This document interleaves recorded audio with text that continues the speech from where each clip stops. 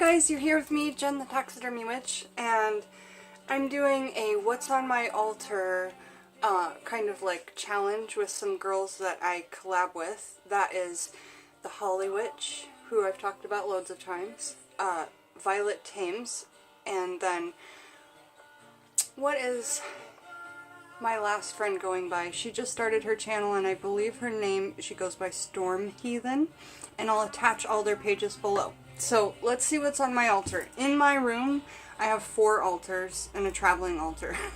So I will just show you all of them and try and get it into a video where I can talk about all of it and then still get all 4 in. And also remember that I'm not a Wiccan, I just practice witchcraft. I'm an eclectic witch, so you may see some things here and wonder, why does her altar not have this or that?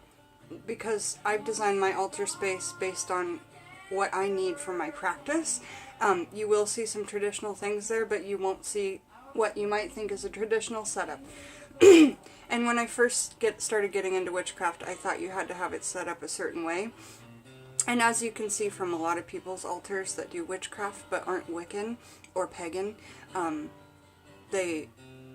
it's not exactly what you would see in a book or what you would think for your average setup. So, enough talking. In the background, if you can hear it, we're listening to some Neil Young, one of my favorites. So, here's the top altar. And I'll just start like pulling things out and showing you guys. First over here, I've got my beautiful abalone shell, Palo Santo for smudging, sage, white sage for smudging, and I made a video on this purple sage that we made together. I still haven't burnt that yet, so there's that. And then it sits on top of this, which is really an interesting one, okay? I do a lot of work with energy, as you guys know. And so I have some, this is my energy bowl, okay? On this side is my cats got into a bird and then all that was left behind was these feathers. So there's probably a lot of energy in there, and it's not the best, but I'm keeping it there. And then I passed out, I fainted like 6 weeks ago, fell and hit my head and crushed it on a wall and actually broke the drywall. So this has tons of energy in it. And I need to do a spell to get myself a little bit better from what that ailment was. I'm going to be using this. I don't know exactly when I'll use these feathers, but probably something where the energy is fierce and needs to be fierce. In here I have some handwriting from some coworkers. This is handwriting of my boss, and more handwriting of my boss. And something my boss gave me. She doesn't give me much, but she gave me an orange, and so I'll be doing some spells with that because she's not the kindest person in the world and I need her to be more kind to me so that my little empathetic feelings don't get hurt anymore. So I'll be doing a spell with that and I'll show it to you guys, don't worry. In the back here, each one of my little stars of creations have different colors. I have more stars of creation with different colors, but here I have orange with a ostrich feather that fell out of my besom. And here I have green with my newest type of feather, white peacock, because they've been hanging around my house and we just found some. And then here I have a traditional peacock feather on top of this yellow star of creation. Ah! No, don't move! It took so long to clean this altar up this morning. Okay. This bowl is a bowl that I can burn safely in. So sometimes if I have a spell, like I'm doing something up for somebody who's trying to battle like alcoholism, I'll put a candle in here, sand or dirt around it, and then I'll pour a little bit of alcohol around it because that's the problem we're trying to get rid of. And I can burn outside safely in this bowl. And Alex made this for me, so it's super special. It's a Jackshire Farms bowl. And underneath the bowl is monies, because I always try and double and triple my monies. So this is the only kind of gambling I do. It's a gamble that I can't lose, but I put my monies on my altar because I'm trying to bring more in. Okay, and then here is just all the stuff I've been drying. I dry it at my other altar, my working altar, and once it's dried I bring it over here, and then I need to jar it up and figure out how I'm going to do that. All kinds of things in here, like seriously, all kinds of stuff. If I have time at the end of the video, I'll go through and show all of you guys that, or I'll do it in a separate video. These are things from my yard, from Peggy's yard, from foragings that I'm just trying to bless into my home. Does that make sense? Okay, so I said yard, I meant garden. These in here are some what Alex calls aborted figs. They're so tiny. Come on, camera. I don't know why my focus isn't working. But they're just little teeny, I don't know why he calls them that, but I'm keeping them for reasons of those natures, like, you know, ish. In here, in this little Morton salt, I have Moon Blessed Morton salt. And one time, Alex thought that this was sugar because it was on the counter, and he put like 8 scoops in his coffee, and I didn't know it was happening, and I heard him yell, and I was like, what happened? And he's like, who put salt in the blah blah blah? I'm like, well, did you look? Because it was the salt girl. Anyway, it was fun. Okay, back here I have my newest bird's nest that I got at a yard sale. Back here I have a little bit of moss and sticks I just collected from my yard. And this nest is quite big. It's so big. I wonder what kind of bird it came from, because when you look at it, there's like, oh man, I just swept. There's muds here and just so many things. It's like huge honkin' bird's nest. And the bottom is like some kind of mud as well. I just think it's really great. Okay, and then here in front of that is where I keep this, which you've seen in my David the Butterfly video. But this is David the Butterfly, and there's a whole story behind him, but I don't have time to tell it. You have to check out that video. I have a moth that my cats attacked and left for me. I have a yellow jacket and then a smaller moth. I have an amethyst crystal that David likes to stay with. He asked me for that. I have this gold piece that Irene and I gave her one on the that super eclipse we just had in last July. We did a full moon together. This is a piece of citrine that fell off of my staff. I need to redo that. And this is a bird's nest that Alex found me, and then a quail eggshell from work, because I work at a sushi bar. And my friend Violet was talking about how she wants to bless crystals in an egg's nest. I have these little gem beads, and I wanted to show you that I was blessing them in that egg's nest because they looked like little eggs. So, anyway, all of those things stay here on a little bed of moon blessed salt. And that's the top layer. Let's see if we can get to the bottom layer. Okay. How are you guys today? I've been missing you. I haven't made very many videos the last couple days, so. Okay. I want to say also that I get right out of bed in the morning. I slide down, here's my meditation pillow. No excuses. It's all right here, okay? Meditation pillow.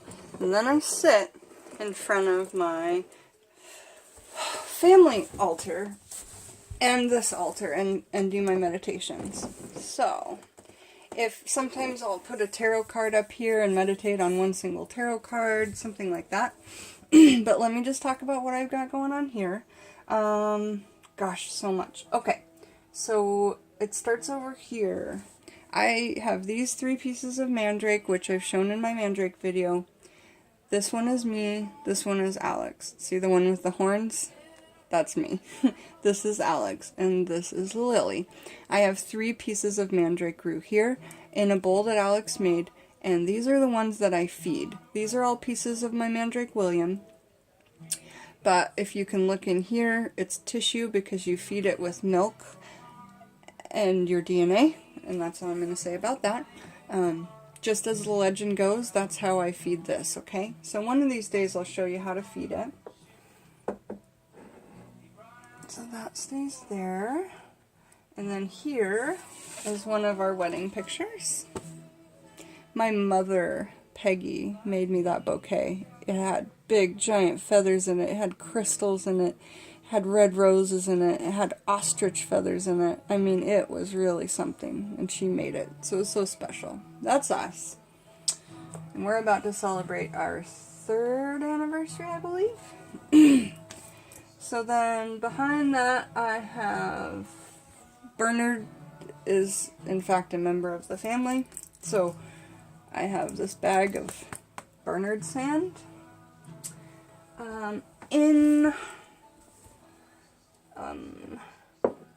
In here, in this cup that Alex made, I have pieces of wood and bark from my mother's house, where we all as a family did a clearing project together. And so there's a big chunk of wood, because it was the stump that everybody tried to pull on, but nobody could pull it. So I have that there, and then I have a big chunk of hydrangea wood. Okay. Let me see if I can get a little more light in here, guys. Woo!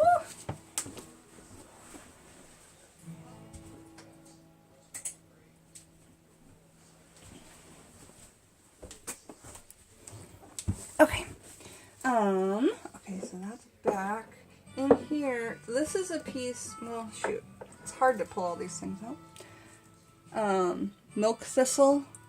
These have poked me so many times. They are so sharp once they're dried, but these are milk thistle. I have, like, they're really great for spells, you guys. This is lungwort from a tree in my yard, and I'll have to tell you a whole story about lungwort in a video, because there's such an amazing story about how I foraged this. And you'd think, why? It was in your yard, but it wasn't always in my yard. So we'll just say that for now. Down here, I have a big chunk of wood from the house I grew up as a little girl. Okay, this is a fallen tree that we used to, we used to climb all the trees, basically. So it has my young energy attached to it, I feel. It's fallen, and so I plucked from it when I went for a visit with Peggy. Because the people that own the house now, they know us, and they just let us in periodically, which is so cool.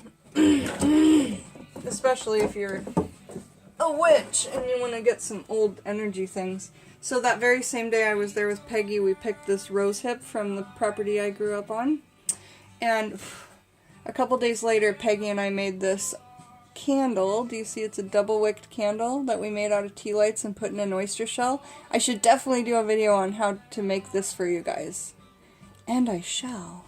So that's just special to me because Peggy and I made it together and plucked that rose hip together that day.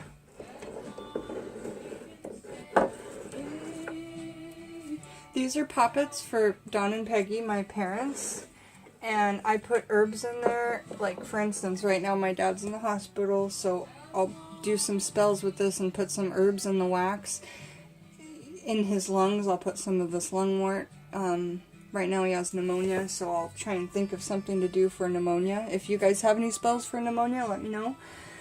So down here is Don and Peggy. There's Don and Peggy, and then I have a little rose quartz piece next to each of them. These are two, this ring is actually gold. This is my dad's high school ring. I wear it a lot, but not today. And then this is a ring that he gave me. It's a piece of jade in a fake gold ring. And in this bag back here, my dad and I, my dad came to visit me in Las Vegas one year, and so he wrote me this beautiful note that makes me cry every single time. And that's when he gave me my pocket knife that I do all my carving for my candle magic with. It was a gift in this bag with this note, and so I keep a rose in there for Dad. And then behind it, I have some really precious things from my daughter. 6 reasons you are an outstanding mom. And then if you open the envelope, there's all these reasons. It's so cute. And then this awesome thing she made me for Mother's Day one year.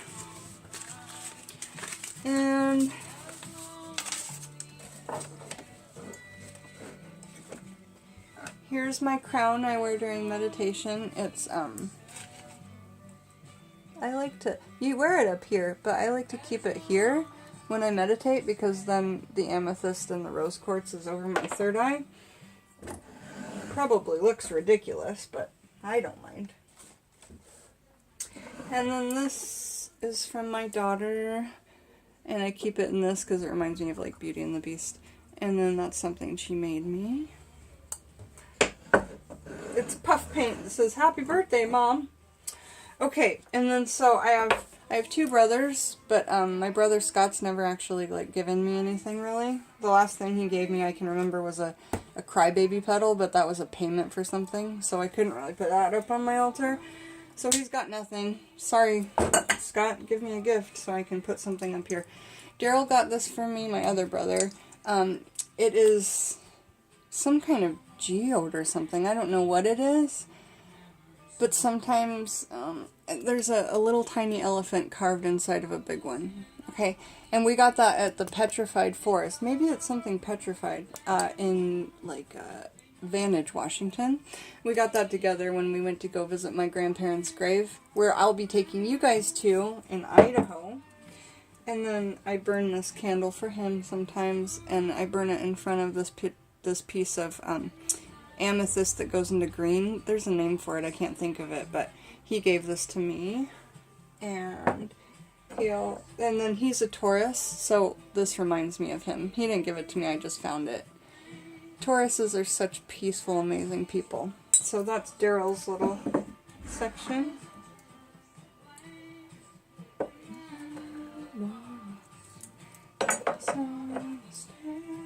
And when I burn the candle right there, it kind of shines through that. So yeah, now you guys, we get to go over to, so see, that's above my books. Slide right out of bed, sit on my meditation pillow.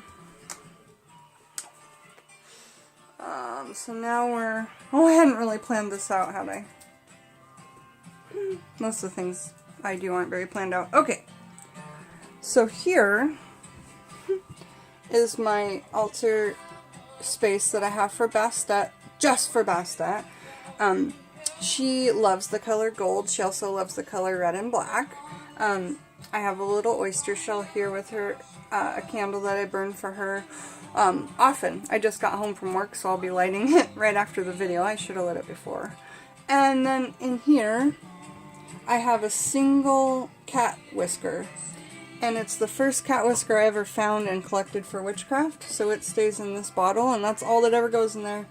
To me, it's a reminder to meditate, but that's a long story. Then I have this big chunk of amethyst on this big, gorgeous feather. She loves everything sexy and womanly and feminine. And then she asked for my pearls, so I kind of had to give them to her. I can't really say no to Bastet. And then the space below her altar is what I use when I ask her to help bless things in for me. So like this passion oil, I made it about 3 weeks ago, but she's still blessing it in for me. And then here I have this anti-negativity oil that I keep a quartz crystal in to apply it with. And I'm going to be refilling that soon. Plus I feel like it, even though it has a quartz crystal in it, sometimes I feel like things need to be recharged. Not with the energy of like energy, but just by the goddess. So I asked Bast for that. And then I have my candle magic supplies here. That was the knife I was talking about that my dad gave me for Christmas that year. It's so cool. You know, and then down here, this is an altar, it's just mortar and pestle, but this is my Bastet section. And then,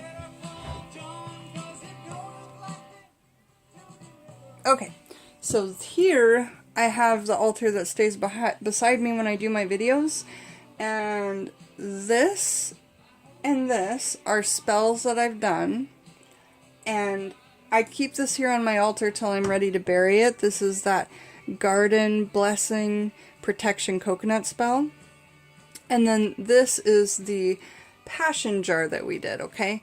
So I keep those on my altar next to a candle to kind of bless that, you know, even more and keep it here with me before I put it on the ground. Here I have 2 altar candles. They both have things written for my dad because he's, like I said, still in the hospital. Yesterday, when I left for work, there was only like this much of this candle going. Darn that. So what I did was I lit this before I went to work, and then this went out while I was gone. And I just wanted to bring that up to you guys before I cleared this away, that's always a good thing to do.